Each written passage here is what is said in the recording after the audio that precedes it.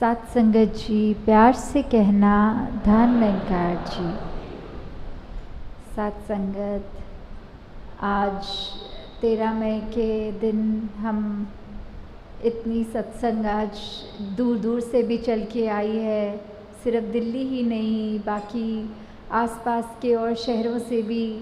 और ये जितना जन समूह आज दिख रहा है वो यहाँ केवल सद्गुरु बाबा हरदेव सिंह जी महाराज के प्रेम के वजह से ही इधर है कि इतना जो उन्होंने देन दी इस संसार को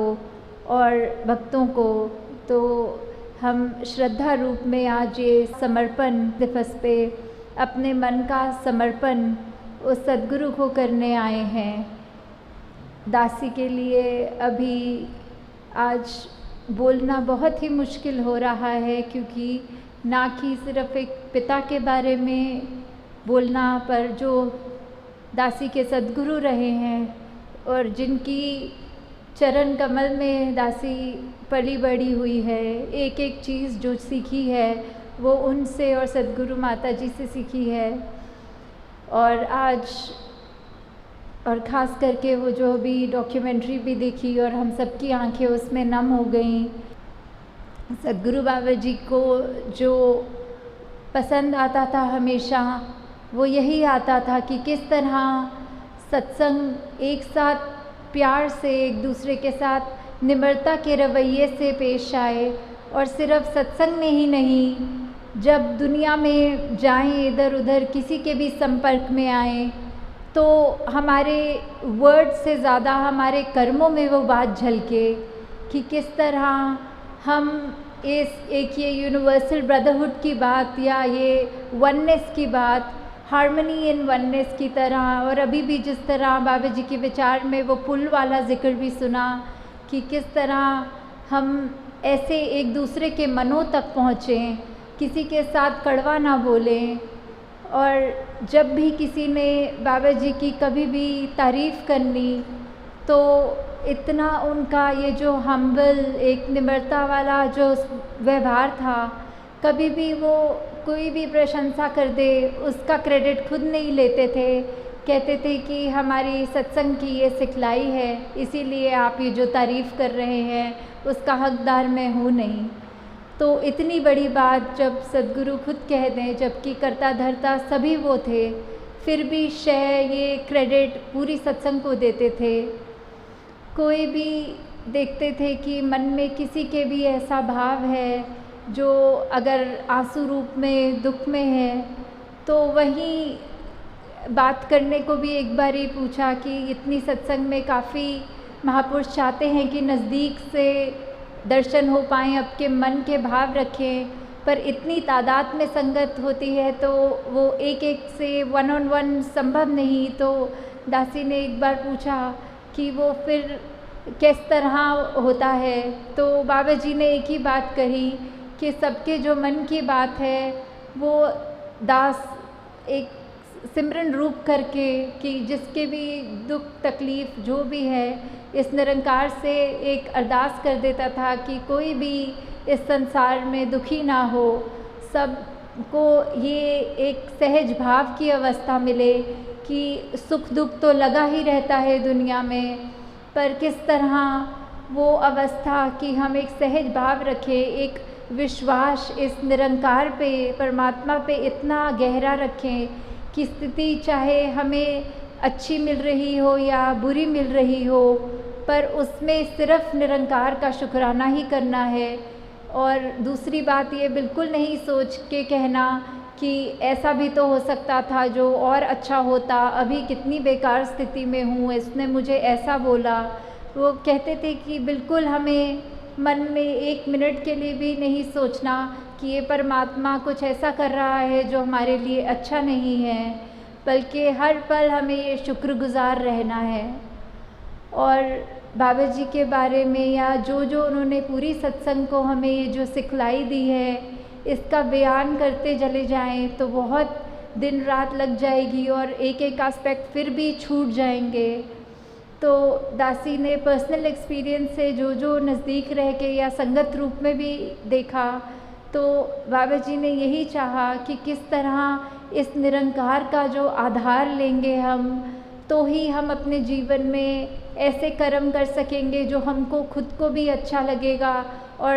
संसार समाज सबके लिए वो अच्छा ही रहेगा। कि किस तरह ये निरंकार परमात्मा ही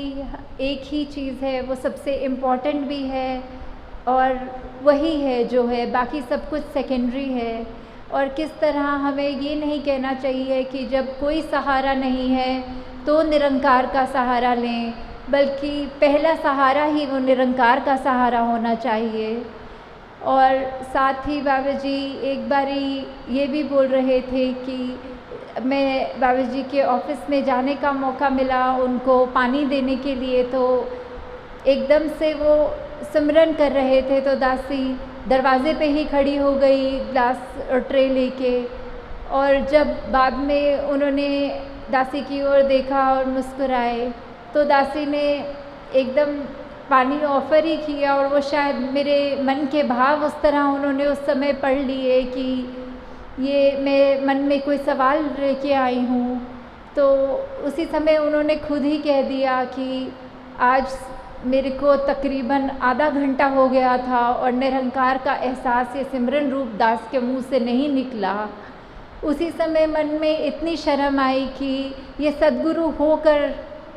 सिर्फ आधे घंटे के गैप में अगर उन्होंने सिमरन नहीं किया मन में, तो ऐसा वो सोच रहे थे कि इतना टाइम हो गया है और मैंने आधे घंटे में निरंकार को मन से याद नहीं किया, उसका सिमरन नहीं किया। तो हम में से कितने हैं जो कभी कभी तो पूरा पूरा दिन बिता देते हैं और ये निरंकार का ये हमें जहन में भी नहीं आता, लेट अलोन कि हम सिमरन रूप में निरंकार का शुक्रिया करें, अपने गुनाह बख्शाएं। तो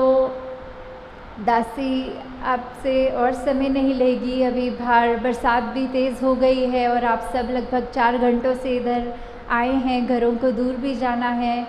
मन में भाव तो बहुत हैं कि किस तरह जहाँ सद्गुरु बाबा जी का भी जिक्र रहा वहाँ अवनीत जी का भी आता है।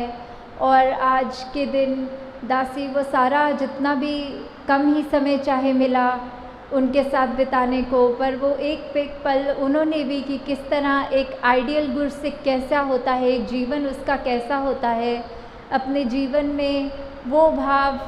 सिर्फ जीते जी ही नहीं, और वो उनकी एक एक छोटी छोटी बात जो आज तक भी याद करके एकदम वैसे अपने आप का ये पैरामीटर, अपने आप को ये नाप तोल करके देख सकते हैं कि किस तरह हम सच्चे गुरसिक अगर हैं तो हमारे जीवन में क्या गुण हैं। तो जो आज के दिन 13 मई 3 साल पहले हमने जो विटनेस किए कि 2 शरीर रूप में बाबा जी और अवनीत जी जब हमारे आँखों से उस तरह शरीर रूप से ओझल हुए, तो मन में जो भाव दासी के भी थे कि किस तरह अब इस स्थिति में भी चाहे परिवार के 2 सदस्य अपने गए और साथ में दुनियावी रूप में देखें तो जो एक मदर हैं वो भी शरीर रूप में उस तरह से ठीक नहीं, तो मन में बस एक ही भाव आ रहा था कि ये सिमरन ही है अब दासी के पास, ये सत्संग ही है बस अब दासी के पास, ये बस 2 चीज़ों का सहारा जो किसी भी स्थिति हो जीवन में उसमें से इतने हमको ऊपर से जैसे पानी में से कोई हल्का सा तिनका या किश्ती तैर के आराम से उस पार चली जाती है, बस यही समुद्र रूप सिमरन और साथ संगत का दासी को सहारा मिला। बाबा जी माता जी की सिखलाई ये इस तरह की रही कि किस तरह इस सिमरन के सहारे ही दासी ने अपनी पर्सनल लाइफ में कोई इतनी मुश्किल घड़ी को भी उस तरह ये सहज भाव का रूप निरंकार की रज़ा मानते हुए आगे बढ़ा। तो दासी आप सबके चरणों में अंत में यही एक अरदास रख रही है कि बाबा जी ने इतना कुछ हमारे लिए अपना खुद समर्पण किया कि सत्संग प्रायोरिटी रहे, सत्संग की सहूलत जो भी अच्छे से अच्छा एक एक से ज़्यादा हर एक को मिलकर किस तरह सबके लिए उनकी ज़िंदगी में थोड़ा कंफर्ट दे सकें। तो हमारा भी अब ये बनता है कि हम बाबा जी का दिया तो कभी भी नहीं दे सकते, पर अपने कर्म रूप में एक सच्चे निरंकारी बन के, एक सच्चा समर्पण भाव रख के, कि उन्होंने जो जो जब जब भी अपने विचार रूप में कहा या कर्मों में हमने देखा, हम बस उसको अपनी जीवन में उतार लें, तो इससे बड़ा ये समर्पण हमारा नहीं होगा। और अब दासी आपके दर्शन अगले महीने की 30 तारीख को ही कर पाएगी, क्योंकि बीच में 1 महीने का टूर है और वो 1 दिन 2 दिन ही दिल्ली को फिर मिलेंगे और उसके बाद एक और 1 महीने के लगभग का टूर है, तो दासी और समय नहीं ले पाएगी। तो आप सब अब दूर दूर भी ट्रैवल करना है सबने, और बारिश का भी प्रकोप बहुत हो रहा है, तो दासी अंत में यही आपके चरणों में अरदास रख रही है